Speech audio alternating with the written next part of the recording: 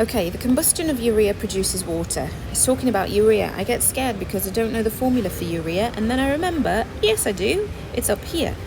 So, it produces water, carbon dioxide and nitrogen. Formulate, this is my command term, formulate a balanced equation for the reaction. How would I begin?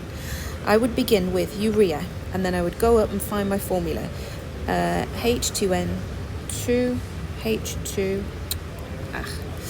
H2, not having a good day, H2N2CO, double check, H2N2CO, perfect. Produces, the combustion of urea, combustion means add oxygen. Combustion produces water, H2O, and carbon dioxide, CO2, and nitrogen. Nitrogen's a gas in the atmosphere. It exists as N2, not N.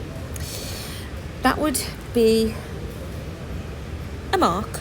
Yeah, that would be a mark because... no, it wouldn't. I'm lying. Okay, in a lower GCSE, NYP curriculum, that would be a mark because I've at least constructed the equation. The second mark would come from balancing. At A-level, AS, A2, IB, you'd need to be able to get the balancing right on the left-hand side and the right-hand side for you to get the marks for this one. How would I approach this one? I don't know. It's a bit of a hard one. I would probably start by saying, draw a line down the middle, separate the left and the right.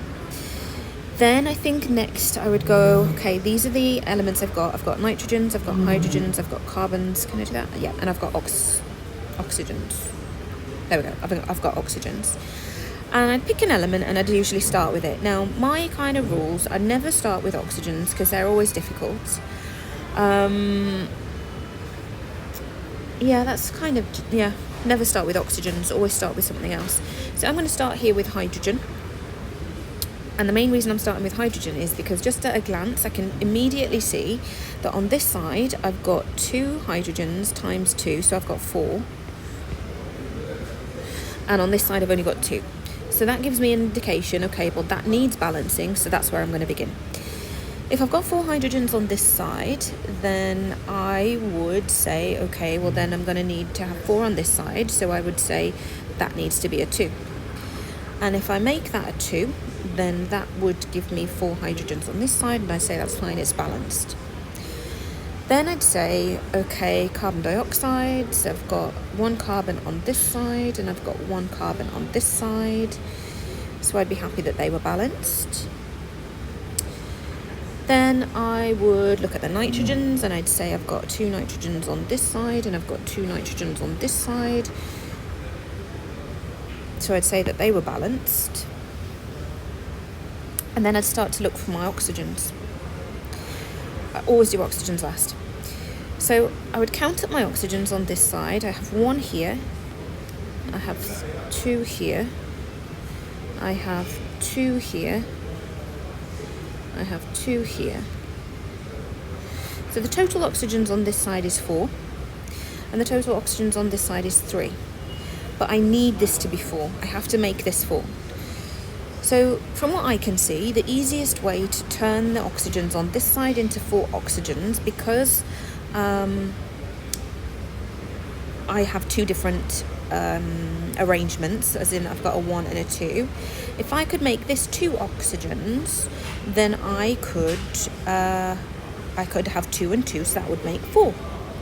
So if I were to do that, then I would have to put a 2 here. As soon as I do that, I've got 4 oxygens and I'm happy.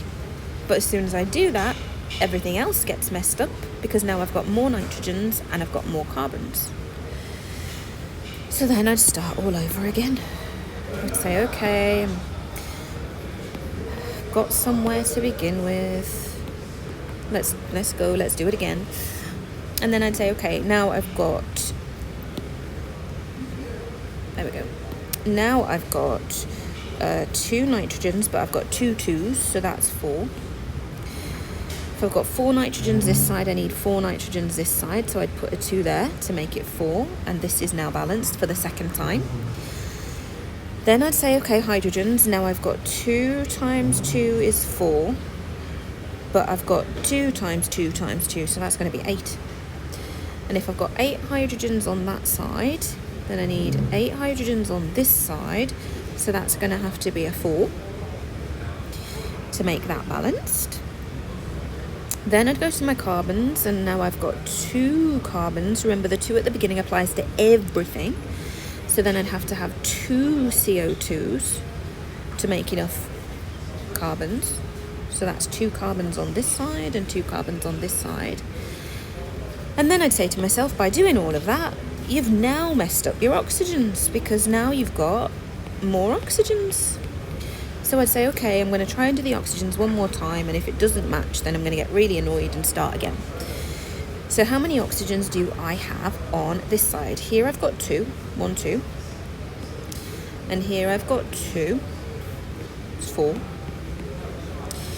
And then I'd say I've got 1, 2, 3, 4, 5, 6, 7, 8. So 2 times 2 is 4. And none. So that gives me 8. So I've got 8 oxygens on this side and 4 oxygens on this side. And then I'd be like, this is effort. So I now need an extra 4 oxygens on this side, so 4 more. Now that's quite easy, because if I just need 4 more, well then that's an extra 2 O2s more. And I've got 1 to begin with, so if I add on 2 more, then I put a 3 here. That gives me 2 more oxygens. And that should give me 1, 2, 3, 4, 5, 6, 7, 8. That gives me 8 altogether. So then the oxygens there should be balanced. Now I never stop here. I always go back and I check everything again when I think I'm finished. And if I go back and check it again, and if you go back and check it again, what you'll see is that we have now got a fully balanced equation with the same amount of nitrogens and the same amount of hydrogens on each side. You'd get 1 mark for the left-hand side, 1 mark for the right-hand side, and you may, if they are generous, get an equation mark for constructing the equation.